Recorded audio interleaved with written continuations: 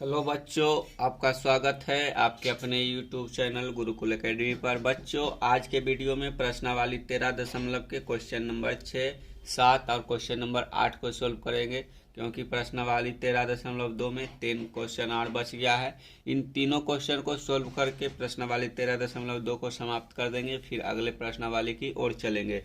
तो question number 6 है, इसमें पूछा गया है कि ऊंचाई 220 सेंटीमीटर और आधार का व्यास 24 सेंटीमीटर वाला एक बेलन, जिस पर ऊंचाई 60 सेंटीमीटर और त्रिज्या 8 सेंटीमीटर वाला एक अन्य बेलन आरोपित है, जो एक लोहे के स्तंभ बना है। इस स्तंभ का द्रव्यमान ज्ञात कीजिए। जबकि दिया है 1 सेंटीमीटर क्यूब लोहे का द्रव्यमान लगभग 8 ग्राम होता है और पाई के मान 3.14 लेना है। तो यहाँ पर दो बेलनाकार खंभे मतलब दो बेलनाकार आकृति है जो एक दूसरे पर आरोपित है। तो इस स्तंभ की हमको द्रव्यमान ज्ञात करना है। तो द्रव्यमान ज्ञात करने के लिए पहले इसका आयतन निकालना होगा, फिर आयतन में हमें 8 से गुना करना होगा, तो इसका द्रव्यमान निकल जाएगा। तो चलिए, जो हमें क्वेश्चन में दिया हुआ है उसको यहाँ लिख लेते हैं और उसी के आधार पर हम इसका हल करेंगे। तो यहाँ आप बेलन बना सकते हैं या फिर नहीं भी बना सकते हैं। तो चलिए पहले लिख लेते हैं, हो जाएगा हल। दिया है, जो हमको क्वेश्चन में दिया है उसको नीचे लिख लेंगे। तो लिखेंगे एक बेलन का व्यास या फिर बेलन का व्यास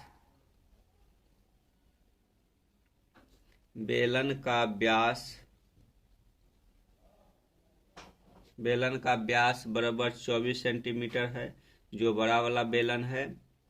और पहले बेलन की त्रिज्या है 12 सेंटीमीटर। जब व्यास 12 हो जाएगी तो त्रिज्या बराबर 12 सेंटीमीटर हो जाएगा, ठीक है। और इसकी ऊंचाई आपको 220 सेंटीमीटर दिया हुआ है तथा बेलन की, जो पहला वाला बेलन है, तथा बेलन की ऊंचाई बराबर 220 सेंटीमीटर, ठीक है। यहाँ आप लिख सकते हैं पहले बेलन में,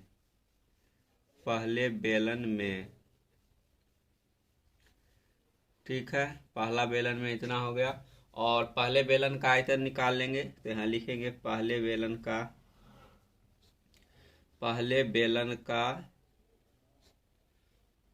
थोड़ा सा ऊपर करते हैं, फिर लिखेंगे। तो यहाँ हो जाएगा पहले बेलन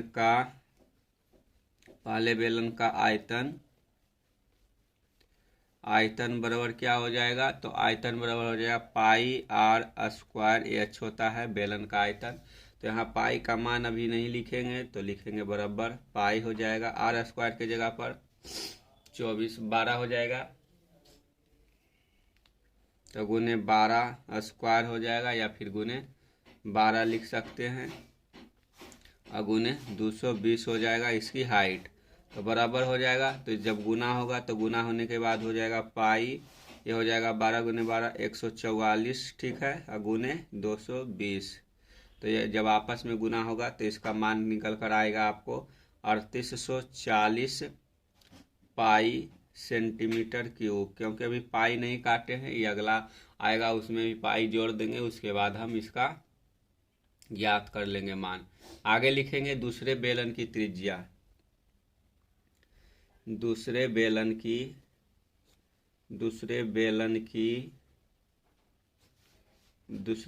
की त्रिज्या कितना है? तो दूसरे बेलन की त्रिज्या आपको दिया हुआ है आर बराबर 8 सेंटीमीटर तथा ऊंचाई आपको दिया हुआ है कितना? तो ऊंचाई बराबर 60 सेंटीमीटर दिया हुआ है, ठीक है। तो इतना लिख लिए। अब आगे चलेंगे। दूसरे बेलन का आयतन, दूसरे बेलन का आयतन हो जाएगा,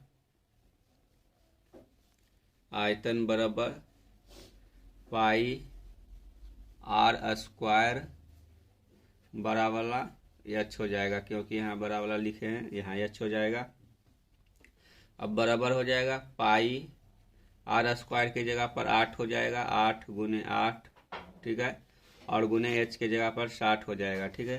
तो यहाँ हो जाएगा पाई 8 गुने 8 64 होता है, और गुने 60 होता है, तो हो जाएगा बराबर 64 गुने 60 कितना होगा, तो 64 गुने 60 आपका हो जाएगा, सॉरी ये वाला जो गलत लिखा गया यहाँ पर हो जाएगा 31,000, ये तो आ जाएगा इसका 3840 पाई, इसका गुना आ जाएगा, ठीक है। और इसका मान थोड़ा सा गलत हो गया, आप काट के लिख सकते हैं। 144 गुने 220 करेंगे तो इसका मान आ जाएगा 31,680 पाई, ठीक है। थोड़ा सा गलत गुना हो गया। आगे हो जाएगा, आगे क्या होगा, जब दोनों बेलन है, दोनों बेलन के आयतन को जोड़ेंगे तो स्तंभ का संपूर्ण आयतन यानी कि पूरे स्तंभ का आयतन ज्ञात हो जाएगा। तो चलिए लिखेंगे संपूर्ण स्तंभ का आयतन, संपूर्ण स्तंभ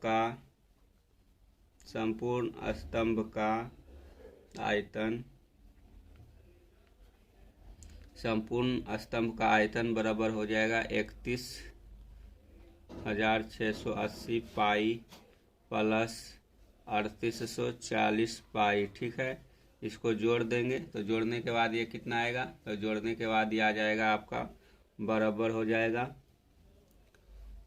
35,520 पाई। अब पाई का मान 3.14 लेने को बोला था, तो हो जाएगा 35,520 गुने 3.14, तब बराबर हो जाएगा इसका 111532.8 सेंटीमीटर क्यूब, ठीक है। इतना संपूर्ण जो स्तंभ है उसका आयतन निकल गया। अब इसका द्रव्यमान ज्ञात करना होगा, तो द्रव्यमान ज्ञात करने के लिए इसमें 8 से गुना कर देंगे, तो द्रव्यमान स्तंभ का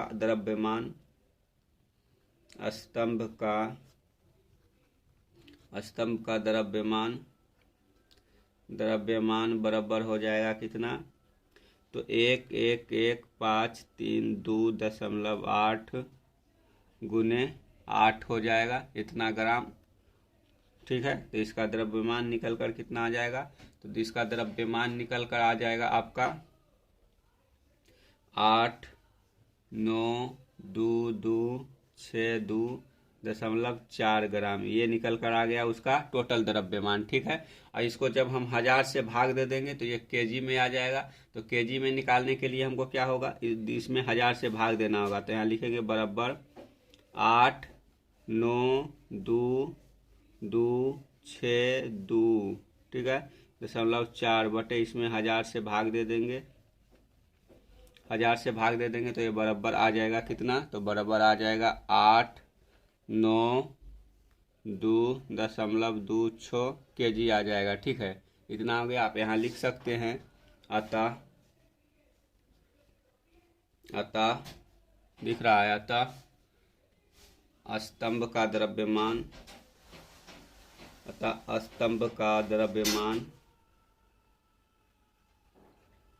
द्रव्यमान बराबर हो गया, द्रव्यमान बराबर 892.26 केजी।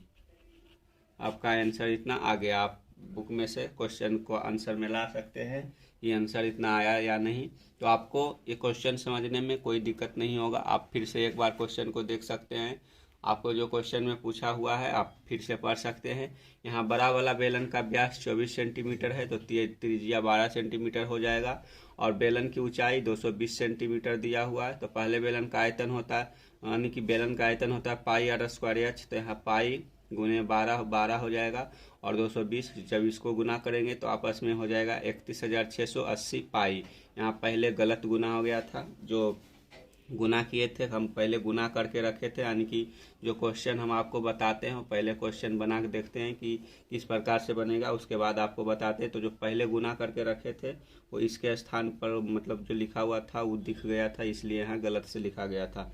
तो इसका आंसर हो जाएगा 31,680 पाई तथा दूसरे बेलन का आयतन हो जाएगा 3840 पाई। ठीक है, तो जब इस दोनों को जोड़ेंगे तो स्तंभ का आयतन निकल जाएगा। तो स्तंभ का आयतन कितना हुआ, तो पहले बेलन का आयतन प्लस दूसरे बेलन का आयतन जोड़ने के बाद निकल गया हमको संपूर्ण बेलन का आयतन। ठीक है, और इसमें जब हम पाई से गुना कर दिए तो इसका पूरा आयतन निकल गया।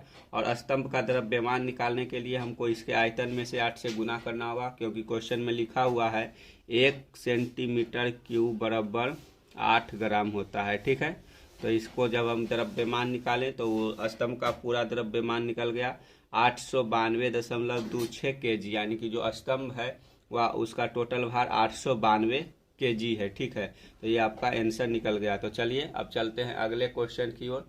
अगला क्वेश्चन आपका है क्वेश्चन नंबर 7। देखते हैं उसमें कि क्वेश्चन नंबर 7 किस प्रकार से सोल्व होगा। चलिए चलते हैं।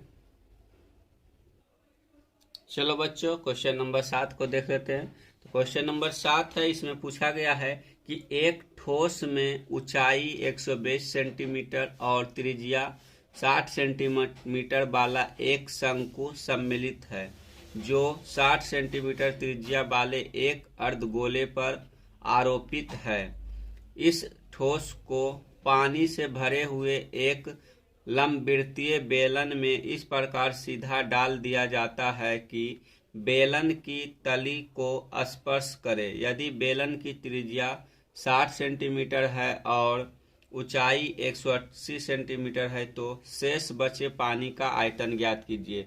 आपको नीचे एक आकृति दिख रहा होगा, ये बेलन है और इस बेलन में एक शंकु आकार का आकृति डाल दिया गया है। इस शंकु का भी ऊंचाई 120 सेंटीमीटर है और इस बेलन का भी ऊंचाई 180 सेंटीमीटर है। ठीक है, इसका ऊंचाई 180 सेंटीमीटर हो जाएगा, क्योंकि जब इसमें अर्धगोले की त्रिज्या जुड़ेगी तो ये भी 180 सेंटीमीटर हो जाएगा, और जो शंकु का सीधा भाग है वो 120 सेंटीमीटर है, और इसका व्यास त्रिज्या 60 सेंटीमीटर है और इसकी त्रिज्या भी 60 सेंटीमीटर है। तो इस आकृति पहले जो बेलन है बेलन का आयतन निकालेंगे, फिर से हम इस शंकु के आयतन निकाल कर जब घटा देंगे तो इसमें इस बेलन में जितना पानी बच गया है उसका आयतन ज्ञात हो जाएगा। तो चलिए शुरू करते हैं।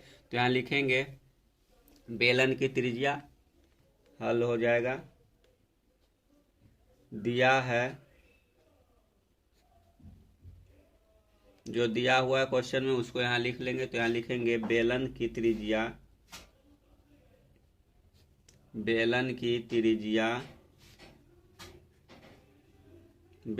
त्रिज्या r बराबर कितना है, तो r बराबर 60 सेंटीमीटर दिया हुआ है। इसके साथ आपको बेलन की ऊंचाई 180 सेंटीमीटर दिया हुआ है, तो यहाँ 180 सेंटीमीटर लिख लेंगे। ठीक है, अब लंबवृत्तीय बेलन से भरे पानी का आयतन ज्ञात करेंगे। तो यहाँ लिखेंगे लंबवृत्तीय बेलन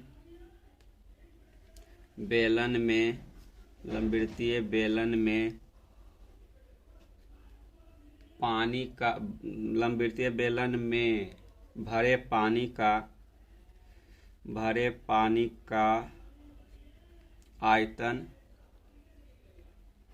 कितना हो जाएगा, तो इसका आयतन हो जाएगा बराबर पाई r²h। तो अब लिख लेंगे यहाँ पाई को अभी रहने देंगे, गुने r का स्क्वायर के, तो 60 गुने 60 हो जाएगा। ठीक है, और यहाँ पर हो जाएगा 180। ठीक है, तो जब इसको गुना करेंगे तो गुना करने के बाद यह जाएगा 6 4 8 पर 1 2 3 0 आ जाएगा, 1 2 3 0, इतना पाई सेंटीमीटर क्यूब इसका आयतन निकल गया।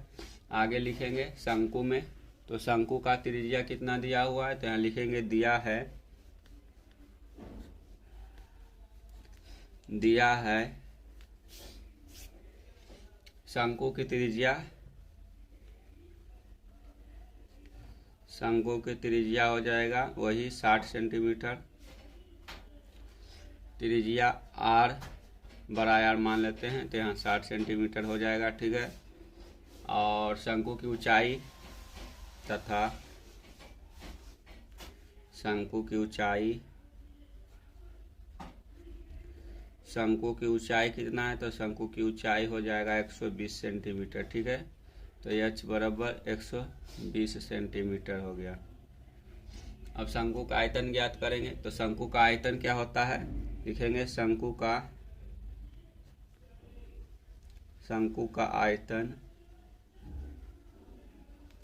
का आयतन बराबर 1/3 पाई आर स्क्वायर h होता है, ठीक है। तो इसका मान रखेंगे और फिर शंकु का आयतन ज्ञात कर लेंगे। तो यहाँ लिखेंगे बराबर हो जाएगा 1/3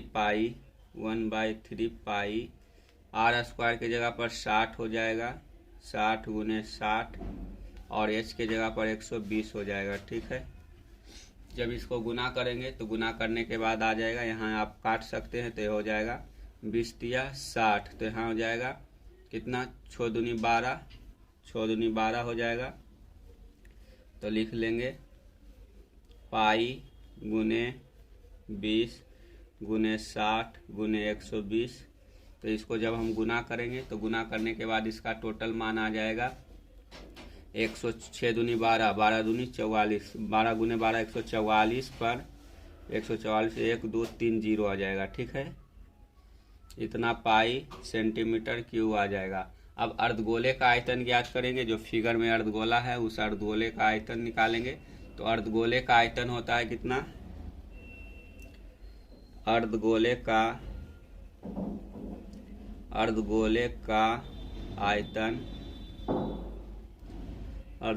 का आयतन बराबर हो जाएगा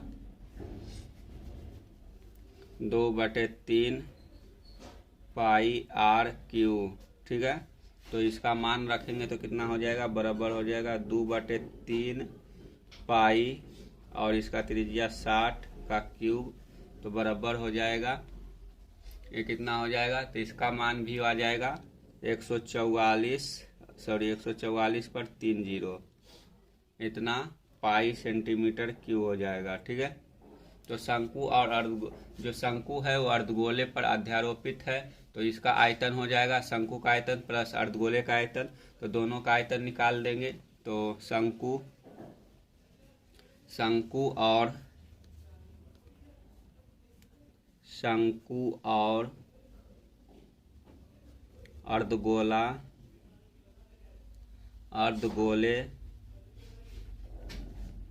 अर्धगोले से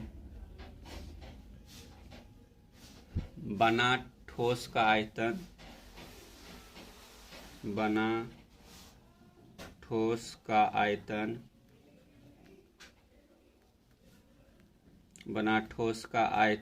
कितना हो जाएगा, तो हो जाएगा शंकु का आयतन प्लस अर्धगोले का आयतन, तो हो जाएगा बराबर इतना पाई, बाद में लिखेंगे, फिर हो जाएगा 3 0, साइड में पाई सेंटीमीटर क्यूब लगा देंगे, तो हो जाएगा बराबर 288 पर 3 0 पाई सेंटीमीटर क्यूब हो जाएगा, ठीक है। ये हो गया शंकु और अर्धगोले से बना ठोस का आयतन हो गया। तो ठोस द्वारा विस्थापित पानी का आयतन कितना हो जाएगा, तो ठोस द्वारा विस्थापित पानी का आयतन बराबर हो जाएगा जो ठोस का आयतन यानी कि शंकु और अर्धगोले से बना ठोस का आयतन है, इसका हम आयतन घटा देंगे। क्या, इसका आयतन घटा देंगे जब बेलन में से, तो इसका आयतन निकल जाएगा। तो यहाँ लिखेंगे शेष बचे पानी का आयतन बराबर शेष बचे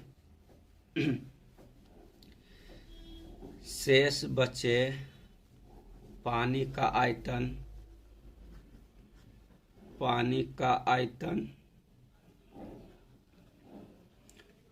बराबर यहाँ हो जाएगा बेलन का आयतन और माइनस हो जाएगा इस ठोस का आयतन। तो बेलन का आयतन हो दिया हुआ है, अब निकल कर आया था 64, 8, 30 पाई और माइनस हो जाएगा, यहाँ अभी निकल कर आया ठोस का आयतन 28830 पाई। ठीक है, तो इसको घटा देंगे, तो घटाने के बाद जो आएगा उसका आएगा आयतन, तो यहाँ हो जाएगा बराबर, जब घट कर आया तो आया 3 6 पर 4 जीरो, इतना पाई सेंटीमीटर क्यूब हो गया। ठीक है, तो अब पाई का मान इसमें 22/7 गुना करेंगे तो कितना हो जाएगा, यहाँ लिखेंगे बराबर 36 गुने 22/7 सेंटीमीटर क्यूब। तो यह बराबर हो जाएगा कितना, बराबर हो जाएगा आपका, जब ये गुना हो जाएगा तो गुना होने के बाद इसका मान आ जाएगा 11/31/428.57 सेंटीमीटर क्यूब। ठीक है, इतना इसका आयतन निकल गया सेंटीमीटर क्यूब। अगर इसको मीटर क्यूब में लाना चाहते हैं तो मीटर क्यूब लाने में इसमें कितना से आपको भाग देना होगा, तो इसमें आपको 1/6 से भाग देना होगा। ठीक है, तो यहाँ आप 1/6 से भाग दे सकते हैं, दिख रहा होगा, थोड़ा सा ऊपर और कर लेते हैं, तो यहाँ पे 1/6 से 1 2 3 4 5 6 इतने जीरो से भाग दे देंगे तो ये मीटर क्यूब में आ जाएगा। तो इसका मीटर क्यूब में मान लगभग जो लगभग है वह 1.131 मीटर क्यूब आ जाएगा। ठीक है, तो आपका मान मीटर क्यूब में दिया हुआ है या फिर सेंटीमीटर क्यूब में, आप अपने बुक में से इसका जो आंसर है मिला सकते हैं। तो ये आपका जो शेष बेलन में बचा पानी का आयतन है उसका आयतन इतना मीटर क्यूब हो जाएगा। तो ये आंसर आपका आ गया, आप बुक में से मिला सकते हैं या सही है या नहीं। तो बच्चों क्वेश्चन नंबर 7 को आप सोल्व कर लिए, देखिए कैसा बना है, आपको समझ में आया या नहीं। अगर समझने में कोई दिक्कत है तो आप हमें कमेंट बॉक्स में पूछ सकते हैं, हम आपको जो कोई भी समस्या हो तो उसको ज़रूर बताएंगे। अगर अभी तक वीडियो को लाइक नहीं किए हैं तो लाइक ज़रूर कीजिए और अपने दोस्तों के साथ भी शेयर कीजिए, और चैनल के साथ जुड़ने के लिए आप सब्सक्राइब कर लीजिए ताकि आपको मैथ का वीडियो लगातार मिलता रहे और आप देखते रहें। तो चलिए क्वेश्चन नंबर 8 को हल कर लेते हैं और उसके बाद प्रश्नावली 13.2 समाप्त हो जाएगा। तो चलिए क्वेश्चन नंबर 8 की ओर चलते हैं। बच्चों क्वेश्चन नंबर 8 है, इसमें पूछा गया है कि एक गोलाकार कांच के बर्तन की एक बेलन के आकार की गर्दन है जिसकी लंबाई 8 सेंटीमीटर और व्यास 2 सेंटीमीटर है, जबकि गोलाकार भाग का व्यास 8.5 सेंटीमीटर है। इसमें भरे जा सकने वाली पानी की मात्रा मापकर एक बच्चे ने यह ज्ञात किया कि इस बर्तन का आयतन 345 सेंटीमीटर क्यूब है। जांच कीजिए कि उस बच्चे का उत्तर सही है या नहीं, यह मानते हुए कि उपयुक्त मापन आंतरिक मापन है और पाई बराबर 3.14 लेना, यानी कि एक बच्चा इस बर्तन में कितना पानी अट रहा है इसका आयतन ज्ञात किया है, जिसका आयतन निकल कर आया 345 सेंटीमीटर क्यूब। तो हमें इसको चेक करना है कि यह उत्तर सही है या गलत है। तो चलिए इसका हम इस उत्तर की जांच करते हैं। तो इस उत्तर की जांच करने के लिए जो क्वेश्चन में दिया हुआ है मान, उसको यहाँ पहले लिख लेंगे तो हो जाएगा हल। दिया है जो हमको क्वेश्चन में दिया है वो लिख लेंगे। तो आपको यहाँ बेलन का जो व्यास है, यानी कि जो बेलनाकार भाग है इस बर्तन का, उसका व्यास दिया हुआ है 2 सेंटीमीटर, तो इसका त्रिज्या हो जाएगा 1 सेंटीमीटर। तो बेलनाकार भाग की त्रिज्या, बेलनाकार भाग की त्रिज्या आर बराबर हो जाएगा 1 सेंटीमीटर। ठीक है, तो 1 सेंटीमीटर आपका त्रिज्या निकल कर आ गया। आप इस आकृति को देख सकते हैं, इसी बर्तन में हमको इसी बर्तन में भरे पानी का आयतन ज्ञात करने हैं। तो अब बेलनाकार भाग की ऊंचाई, बेलनाकार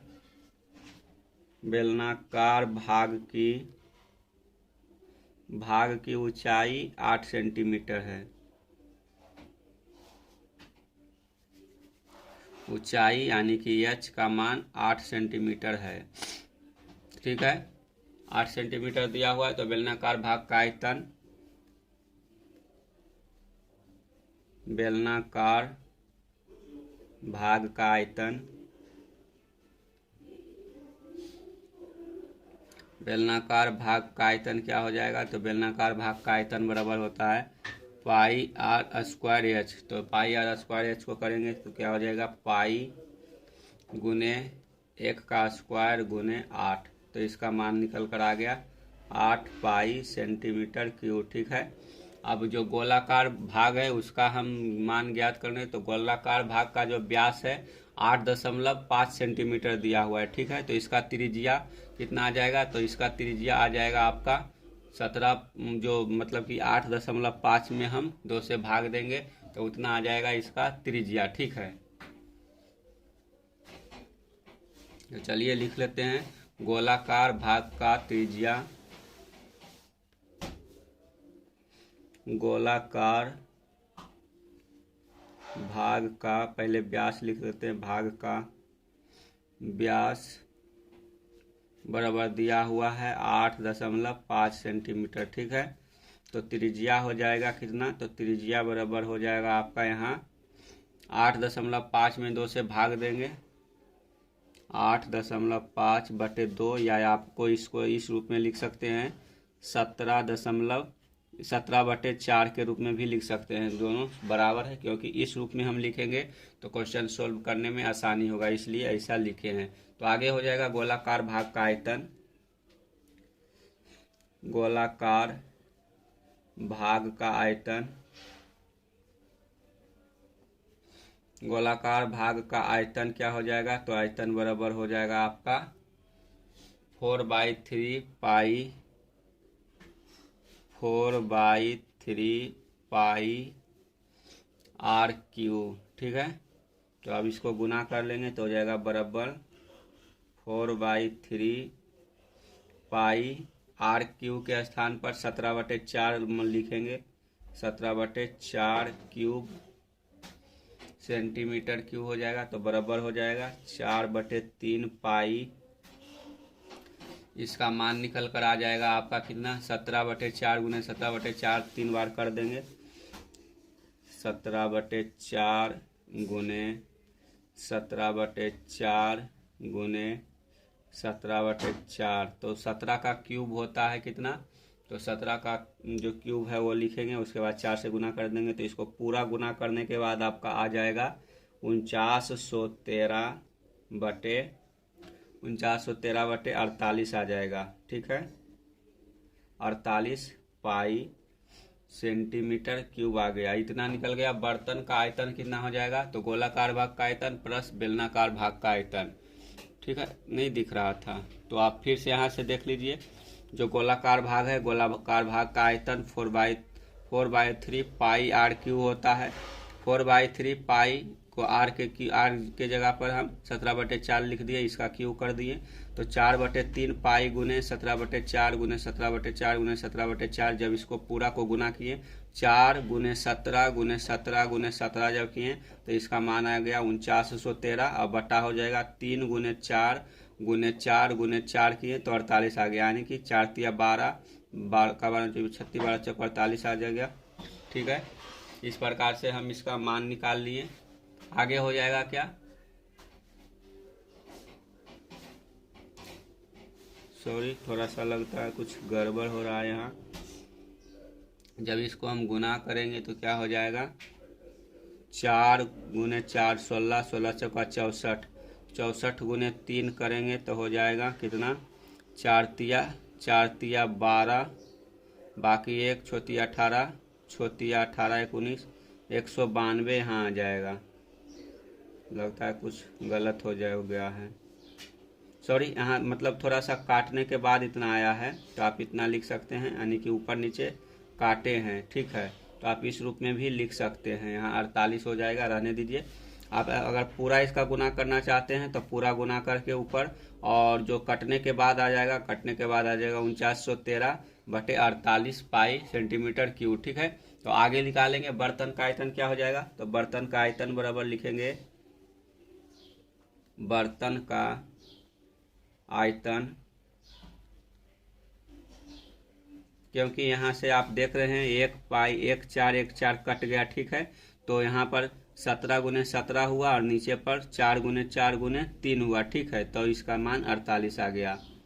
यहाँ हो गया 4 चौक 16, 16 तिया 48 नीचे बच गया और ऊपर बच गया 17 गुने 17, तो इसका 4913 क्यूब हो गया, ठीक है। आगे हो जाएगा बर्तन का आयतन बराबर गोलाकार भाग का आयतन, गोलाकार भाग का आयतन, भाग का आयतन प्लस हो जाएगा, प्लस क्या हो जाएगा, बेलनाकार भाग का आयतन, प्लस बेलनाकार भाग का, बेलनाकार भाग का आयतन। तो यहाँ बराबर हो जाएगा आपका, यहाँ निकाल लेंगे जो गोलाकार भाग का आयतन आया है आपका, गोलाकार भाग का आयतन कितना है, तो आप यहाँ लिखेंगे 4913 बटे 48 पाई, और प्लस जो बेलनाकार भाग का आयतन है वो 8 पाई आया था, तो यहाँ प्लस 8 पाई हो जाएगा, ठीक है। तो इसको जोड़ने के बाद कितना आ जाएगा, इसका भिन्न के जोड़ करेंगे तो इसका जो भिन्न के जोड़ है वो 48, इसका भिन्न आ जाएगा, मतलब एलसीएम आ जाएगा। तो यहाँ आ जाएगा 4913 प्लस हो जाएगा 8 गुने 48 तो 384 हो जाएगा बटे 48 हो गया, ठीक है।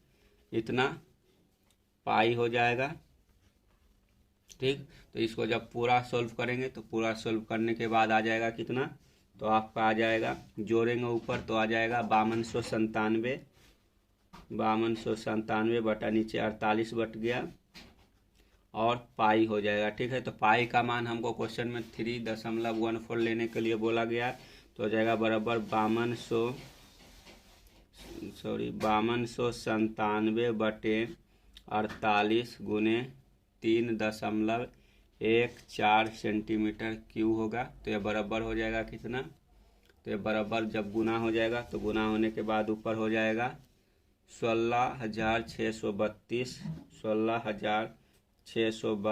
दशमलव, यहाँ लिख लेंगे तो हो जाएगा। इसका गुना करने के बाद मान आ जाएगा 16,632.58 बटे 48, ठीक है।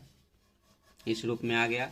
अब बराबर हो जाएगा 34,6.51 सेंटीमीटर क्यूब, ठीक है। तो आप क्वेश्चन में मिला सकते हैं, जो बच्चा का आंसर आया है वह 345 सेंटीमीटर आया है, तो बच्चे का उत्तर सही नहीं है, तो यह उत्तर गलत है। तो आप बर्तन का सही आयतन क्या है, तो यहाँ लिख सकते हैं बर्तन का सही आयतन, बर्तन का सही आयतन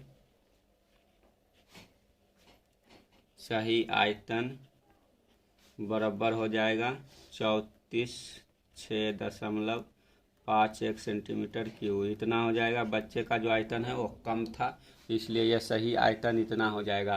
तो यहाँ थोड़ा सा आपको दिखा नहीं होगा, तो आप लिख सकते हैं बर्तन का आयतन गोलाकार भाग का आयतन प्लस बेलनाकार भाग का आयतन आ गया। तो गोलाकार भाग का आयतन ये हो गया और जो बेलनाकार भाग का आयतन है उसका 8 पाई हो गया। जब इसका भिन्न के जोड़ किए तो यहाँ एलसीएम 48 हो गया और 4913 प्लस हो जाएगा। जब 48 गुने 8 करेंगे तो 384 हो गया, पाई हो गया।